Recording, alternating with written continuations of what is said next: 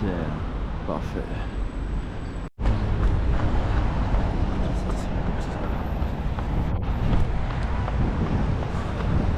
Là, on est bien.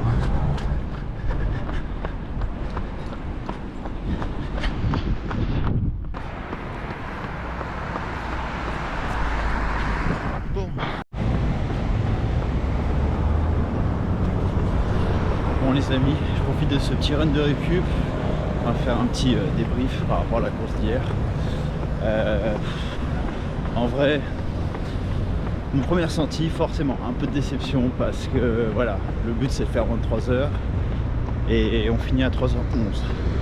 Donc le truc c'est que en fait, plus je fais de marathon, plus je me rends compte à quel point bien réussir un marathon c'est complexe.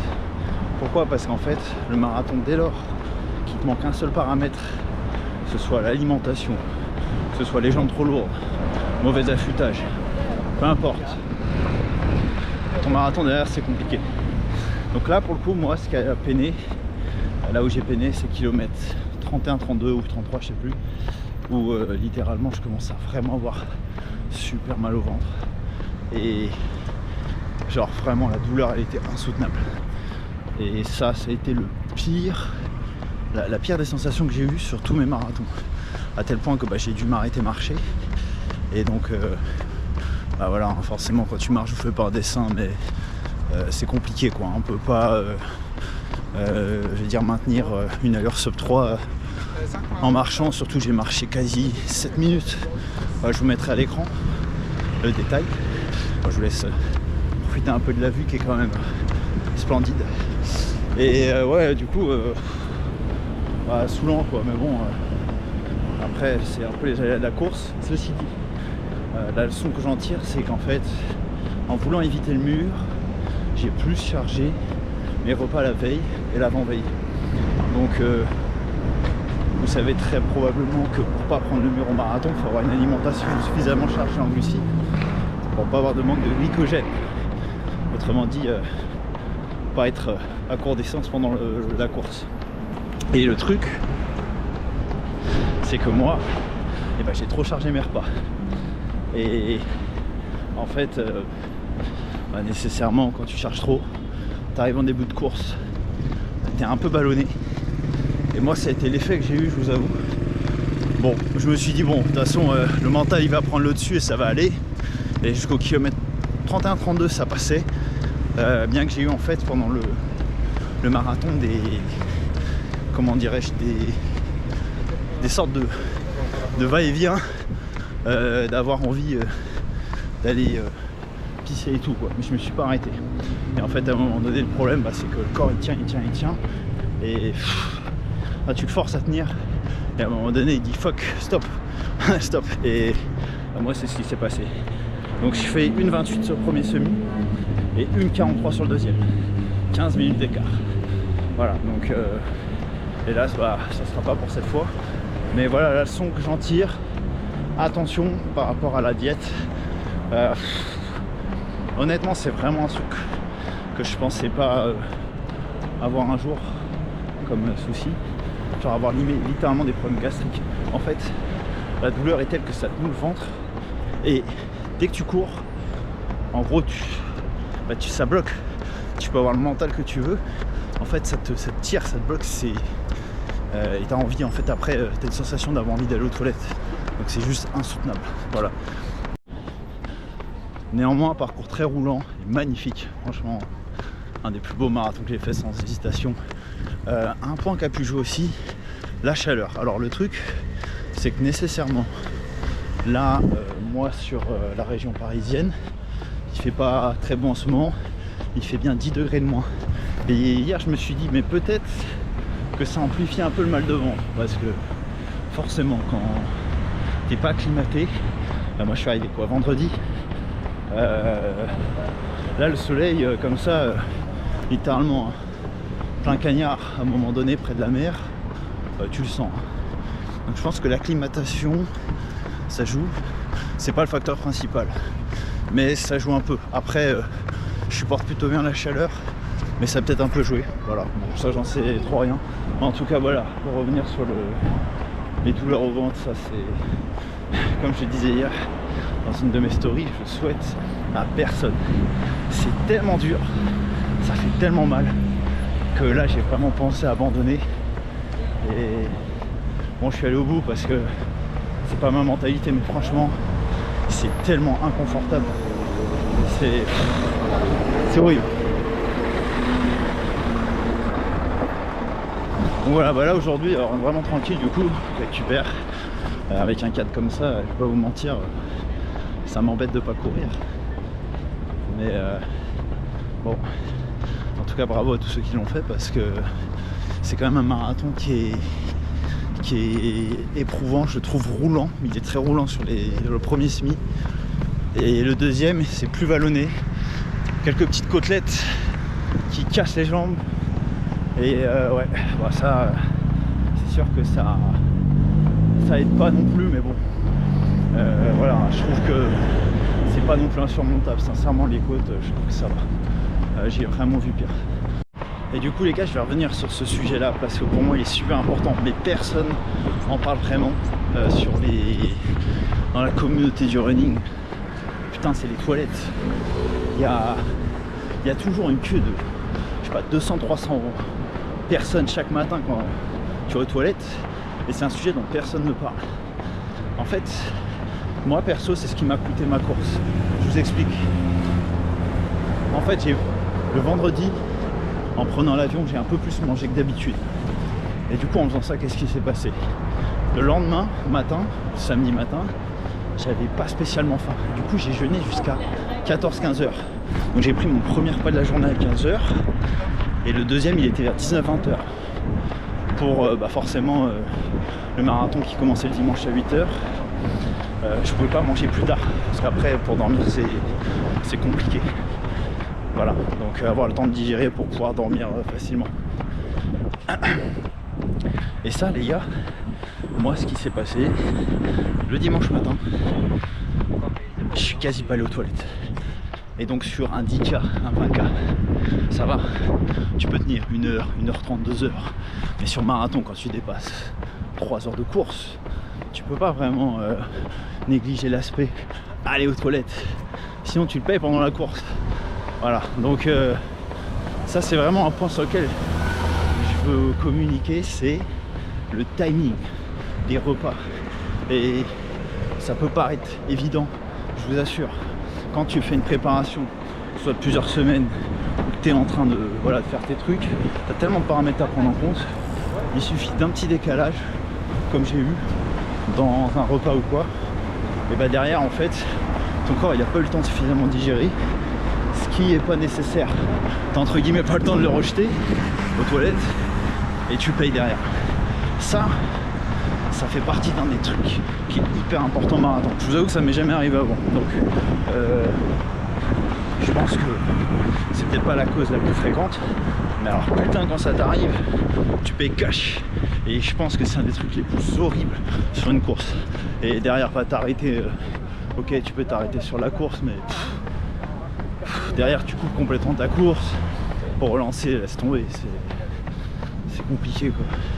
Voilà, donc pour moi, je vous dis attention au timing. Moi je l'ai payé vraiment cash. Je pense que c'est vraiment la cause principale qui a fait que j'ai littéralement dû marcher en fait. Hein. Là, il n'y a pas trop d'autres explications. Peut-être que j'ai manqué un poil de volume, vu que j'avais fait le 20 km de Paris il y a 3 semaines. Mais bon, il y a 1 mois et demi, j'ai fait le marathon de Tours. Donc j'ai quand même l'habitude des marathons. Bon, voilà. Donc sans être là à vous donner des excuses, hein, de toute façon les temps sont ce qu'ils sont. Mais ouais, c'était très très difficile hier. Et du coup, dernier point dont je voulais parler, je pense qu'en fait, faut pas trop changer ses habitudes, voire pas du tout avoir un marathon. Et je pense que le souci des fois quand tu te déplaces, tu peux te faire avoir un peu par ce truc, parce que t'es à l'hôtel, parce que t'es pas dans ton environnement habituel. Donc tu t'adaptes, tu changes 2-3 petits paramètres. Et en fait, c'est un petit paramètre qui a un gros impact sur la course. Bon, voilà, après, t'apprends. Mais j'avoue que ouais, là, ça m'a tellement retourné l'estomac cette histoire. Ah, c'était, ah, je vous assure, les gars, c'était horrible hier. Mais bon, on est allé au bout, voilà. Donc, là, je vais finir mon run. Je crois que j'avais un petit coup dans l'eau. Hein.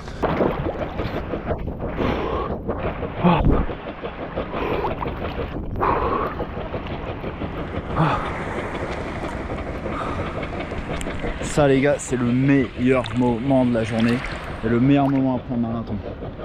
Oh là là, après un run avec les jambes lourdes là, meilleur moment de la journée.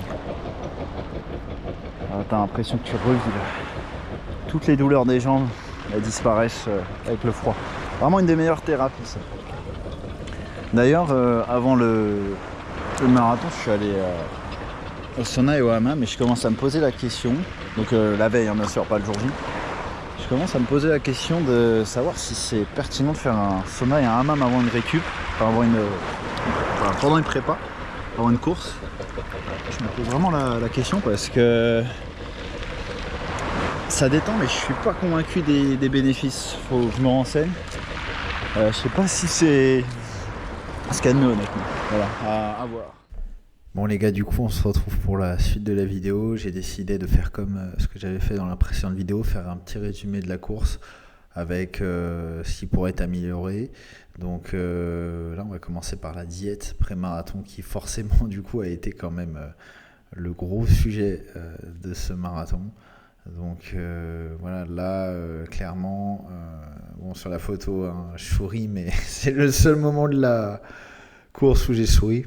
Donc vraiment j'insiste, pour ma part ce qui a pêché c'était le timing. Donc quand vous préparez vos marathons, vraiment ne changez pas vos habitudes, faites pas cette connerie. Parce que bon, c'est vrai que des fois, comme je disais avant, il suffit qu'on soit pas dans le même environnement, on change un paramètre, du coup on mange pas, on va dire chez soi, on mange en extérieur et du coup on va un peu varier sur la quantité, on va varier sur le timing. Et quand je dis la quantité, si on va parfois prendre plus de calories sans s'en rendre compte, et parfois aussi prendre des aliments. Moi j'ai pris du pain et j'en ai pris quasiment à chaque repas dans mes 3 derniers repas, et c'était pas du pain complet hein. Bon, je pense pas que c'était un pain de mauvaise qualité, mais c'était plutôt du pain blanc et pas du pain complet. Et de toute façon en principe vaut mieux éviter de trop charger avec le pain avant un marathon hein. Donc voilà, du coup ça a été une autre erreur que j'ai faite, et vraiment soyez super vigilants là-dessus. La diète, voilà, une fois que en fait si vous n'avez pas respecté cet aspect là, pour rebondir rapidement sur ce que j'ai dit dans la vidéo avant, vous n'aurez pas, on va dire, votre transit habituel. Et très clairement, si vous ne pouvez pas aller le matin d'un marathon aux toilettes, vous allez le payer pendant la course. Surtout si vous avez bien mangé, on va dire, les jours d'avant.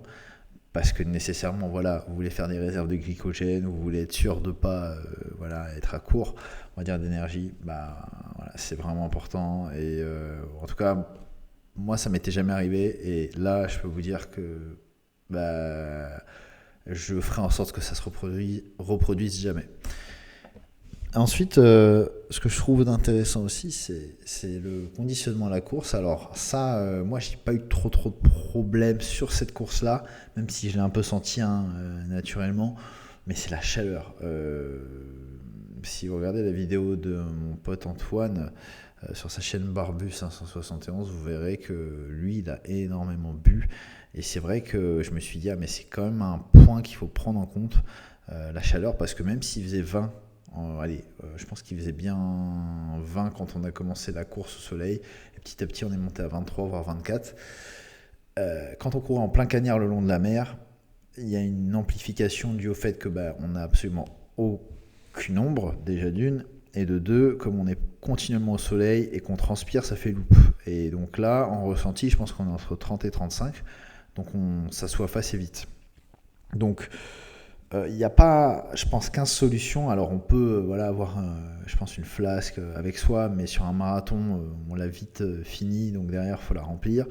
Et puis après, boire au ravito, surtout avec les gobelets, c'est de plus en plus compliqué. Donc on boit des petites gorgées, mais on se retrouve du coup à devoir s'arrêter.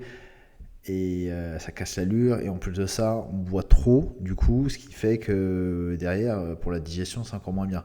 D'ailleurs je l'ai pas mentionné là, mais c'est vrai que moi j'ai du coup avec les gels derrière je supportais plus du tout les gels, donc le gel, enfin les gels de course plus l'eau quand il fait chaud, c'est compliqué. Euh, donc je pense qu'un des moyens de contrecarrer ça, c'est de se conditionner un peu à la chaleur. Et pour moi, il y a une solution. Alors j'en parlais, je ne suis pas sûr que ce soit la meilleure solution, mais pour se conditionner à la chaleur, je pense quand même que faire du sauna ou du hammam, c'est bien. Surtout du sauna, puisque le sauna, c'est vraiment fait pour la chaleur. Quand il fait humide, le hammam, c'est nickel. Mais voilà, après, sinon je vois pas trop ce qu'on peut faire hormis venir plutôt sur la course et s'acclimater. Euh, Ce qui est un peu compliqué parce que forcément, si vous êtes comme moi de Nice, enfin on va dire de région parisienne, et que vous voulez aller sur la Côte d'Azur, voilà, faut forcément prendre derrière plusieurs jours, soit à l'hôtel, soit en Airbnb. Enfin bref, du coup, bon, c'est pas une solution pratique. Donc après, je pense qu'une autre solution, ça peut être de courir en pull et en salle, parce qu'en salle, l'oxygénation, elle est vraiment moins bonne. Moi, dès que je cours en salle sur tapis, il fait vraiment super chaud et je transpire vraiment comme un phoque, littéralement. Donc c'est une des solutions pour se conditionner à la chaleur, et je pense du coup avoir moins soif, parce que la soif, c'est pareil. Quand tu transpires trop et que tu as trop soif sur marathon, souvent c'est trop tard. Et voilà, quand c'est trop tard, derrière, tu ralentis naturellement. Après, là, c'est vrai qu'il y a un autre aspect, donc bon, c'est un peu le dénivelé. J'ai trouvé effectivement que la course était très roulante le premier semi. Le deuxième, comme je disais, je trouve pas ça impossible, mais je pense quand même qu'il faut un conditionnement en côte, donc un conditionnement avec une certaine pente. Pourquoi ? Parce que en fait, c'est un peu ce qui est traite avec le dénivelé. Des fois, on parle de dénivelé, mais le dénivelé, ça veut un peu rien dire, parce que si vous pouvez avoir un dénivelé qui n'est pas énorme, mais si vous prenez vraiment 2-3 côtes qui sont vraiment raides, ça casse beaucoup plus les jambes que si vous avez, par exemple, j'en sais un, supposons on a 150 mètres de dénivelé, c'est plat tout le parcours. Mais par contre, on a 3 côtes, et les 3 côtes, elles vous mettent 50 mètres de dénivelé chacune. Là, je peux te dire que les côtes, elles te cassent en deux. Alors que tu peux avoir 200 mètres de dénivelé, avoir 15 km de faux plat, quelque chose comme ça, supposons à peu près, en fait, ça va pas du tout être le même effort, et ça va pas du tout te casser. C'est-à-dire que l'allure va pas autant être percutée, enfin, va pas autant être diminuée. Et c'est pour ça que je pense que là, sur Nice, pour moi, il y avait quand même une nécessité de s'entraîner en côte. Donc ça, c'est un truc que je pense qu'il faut vraiment inclure dans n'importe quel training marathon. Bon, après, si c'est vraiment un marathon plat, bon, ça peut s'éviter, mais je pense quand même que de toute façon, quoi qu'il en soit, les trainings en côte, c'est excellent, parce qu'on a moins de risques de se blesser, et forcément avec la gravité, ça aide à, on va dire, à vraiment augmenter même sa VO2 max, et être beaucoup plus résistant en côte, quoi, tout simplement. Donc voilà. Et après, le dernier aspect, là on a eu de la chance, on n'a pas eu de vent. Ça, pour le coup, je sais pas trop comment on pourrait s'entraîner si on n'est pas, si on vit pas dans un endroit où il y a littéralement du vent régulièrement, si on n'est pas proche de la mer. Je pense que c'est compliqué, ou si on n'est pas vraiment dans des coins où il y a des champs très découverts, ça va être difficile d'avoir un vrai training, on va dire, qu'on maîtrise avec le vent. Et pourtant, je pense que le vent, là, on a eu de la chance, parce que c'est la pire chose, selon moi, qu'on puisse avoir. Pourquoi ? Parce que quand le vent, on l'a de face, là, on peut rien faire. C'est juste c'est face au vent, tu peux rien faire, à part ralentir, ou si tu maintiens la même allure, tu consommes beaucoup plus et tu te crames beaucoup plus vite. Donc c'est quand même un aspect, je pense, qu'il faut anticiper. Bon, là on l'avait pas eu du coup. Après, sur la prépa pure, pour ma part, je pense que Je dois accentuer un peu le volume pour un sub 3 parce qu'un sub 3 heures sur marathon, on est quand même obligé, je pense, de monter au moins à 70-80 km par semaine. Je pense qu'en dessous, c'est un peu limite. Et quand je dis par semaine, je pense que c'est minimum 1 à 2 mois avec ces distances-là. Je pense qu'en dessous, c'est trop léger. Je ne dis pas que c'est impossible, mais je pense que pour la plupart d'entre nous, c'est quand même beaucoup plus safe et ça permet d'avoir cette capacité à tenir plus longtemps la distance sur le marathon le jour J. Et après, pour ma part, là, c'est vrai que comme j'ai enchaîné des courses, comme je vous disais, avec le 20 km de Paris, il y avait 3 semaines avant la course. En plus, j'avais fait la course royale où j'avais pacé mon pote Antoine. Nécessairement, c'est vrai que j'ai fait qu'une vraie sortie longue spécifique à ce marathon. Et en plus, elle était sur tapis, donc on était sur du 26-27 km. Ça s'était plutôt bien passé, mais bon, après, c'était peut-être un poil léger. Donc j'avais quand même le marathon de Tours, du coup, 1 mois et demi avant. Mais c'était peut-être un peu léger, effectivement. Et je pense aussi que les allures, j'ai pas eu finalement assez l'occasion de les bosser. D'autant plus que, en fait, théoriquement, avec le 1h14 que j'ai fait sur Paris, sur le 20 km de Paris, les résultats théoriques, enfin les données théoriques disent que je devrais pouvoir tourner autour de 2h50 sur marathon. Donc voilà, autant vous dire que pour le moment, j'en suis loin, à 3h11, j'en suis quand même relativement loin. Et après, le dernier aspect que j'ai pas trop abordé, mais c'est le mental, qui encore une fois pour moi est la base quasiment de tout, parce que c'est de votre tête que tout part, clairement. Les jambes elles sont là, mais comme on dit, le marathon c'est 30 bornes, entre guillemets on va dire, on s'échauffe presque. Mais le vrai marathon commence à partir du kilomètre 30 et c'est la tête, on va dire l'esprit qui prend le relais. Et donc pour ma part, je pense que j'avais quand même de la pression avec ce sub 3. Donc j'ai quand même ressenti que j'étais moins détaché que sur les autres courses. Le 20 km, j'étais très détaché. Le Paris-Versailles, c'était pareil. Toutes mes dernières courses, j'étais assez détaché. Le marathon, c'est toujours différent parce qu'il y a cet aspect endurance, il y a cet aspect s'affronter vraiment soi-même d'un point de vue purement endurance. On n'est pas vraiment sur de l'endurance. On n'est pas sur un 100 km, mais quand même, c'est quand même un mix d'endurance et de résistance et qui font que c'est vraiment dur. Et voilà, je pense que mentalement, moi j'ai eu cette crainte du mur, tout simplement parce que quand on commence à vouloir taper des allures plus rapides, on sait qu'il faut envoyer niveau énergie. Et du coup, je me suis dit, je vais charger un peu plus en nourriture. Et voilà, vous savez ce qui s'est passé au niveau du ventre, quoi. Et ensuite, je pense aussi que ça, c'est un autre point. Ça concerne, je pense qu'on peut le voir beaucoup chez certains athlètes quand des fois ça va moins bien marcher. C'est la charge mentale, mais comment dire, qui est excessive, pas seulement en fait à cause de la course à pied, mais à cause d'autres aspects dans notre vie. Moi, typiquement, c'est vrai que là, je suis vraiment en train de complètement changer ce que je fais d'un point de vue professionnel. Et je pense que ça m'occupe tellement l'esprit que j'ai des moments où je sens bien que j'ai pas la même disponibilité, on va dire, psychique et même émotionnelle pour mes courses. Donc j'ai des périodes, j'ai des moments où ça va. Et je sens quand même que même dans certains de mes entraînements, ça peut être difficile parce que on peut pas mettre son focus partout. Sinon, en fait, on le met entre guillemets, je vais pas dire nulle part, mais le focus, l'énergie que l'on va dégager va être beaucoup moins forte. Et voilà, encore une fois, le mental, il est toujours, on va dire, c'est toujours la cause de ce que l'on fait physiquement. Tout part du mental, tout part de votre esprit conscient et subconscient. Et tout ce qui se manifeste dans votre réalité n'en est qu'une conséquence.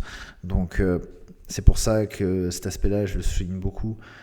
Je pense vraiment que c'est ce qui fait une grosse différence. Après, intra-course, effectivement, comme on disait, là, c'est la tête qui prend le relais à partir du kilomètre 30. Donc si le mental n'est pas, vraiment aiguisé, si on n'arrive pas à sortir ce guerrier, ce mode fuck, comme j'aime bien dire, pendant le marathon, ça va être très compliqué, parce que quand on veut faire un temps, en réalité, en fait, même avec la meilleure préparation du monde, il y a quand même ce moment où tu dois, entre guillemets, lâcher les chevaux, mais il faut d'abord lâcher les chevaux dans ta tête avant de pouvoir lâcher les chevaux physiquement. Franchement, pour ma part, j'ai pu l'expérimenter la première fois, sur mon premier marathon en début d'année, et j'ai vraiment vu la différence sur mes 4 marathons. Quand j'étais à Cernay-la-Ville, j'étais beaucoup plus détaché, et j'ai réussi à faire passer justement le mental au-dessus du physique. Et quand c'est ça, en général, on est capable de littéralement soulever des montagnes, parce que le marathon de Cernay-la-Ville dont je vous parle, c'est le marathon le plus difficile que j'ai fait, car il y a 350 mètres de D+. Alors certes, j'avais fait 3h14, c'était mon premier marathon, mais quand je vois le peu d'écart que j'ai eu avec celui de Nice, il n'y a que 3 minutes d'écart, entre guillemets, alors que j'ai eu 8 mois de course de différence. Et là, Nice, on a la moitié en termes de dénivelé. Et encore une fois, Cernay-la-Ville, je vous assure, c'est un marathon qui est vraiment, pentu, c'est pentu, ça fait que ça monte, ça descend, voilà. Et il y a vraiment il y a une partie qui est même trail dedans, voilà. Donc tout ça pour vous dire que vraiment le mental prime sur le physique, voilà. Donc j'espère que cette vidéo vous aura plu, les gars. C'est un autre, on finit sur un autre format de d'habitude, mais je trouve ça bien parce que ça permet un peu de poser aussi les choses. Comme ça, pour tous ceux qui ont des futurs marathons, ça vous permet aussi, de vous remettre un peu peut-être au menu du jour. Enfin, en tout cas, ça peut vous rappeler certains trucs que vous auriez pu oublier.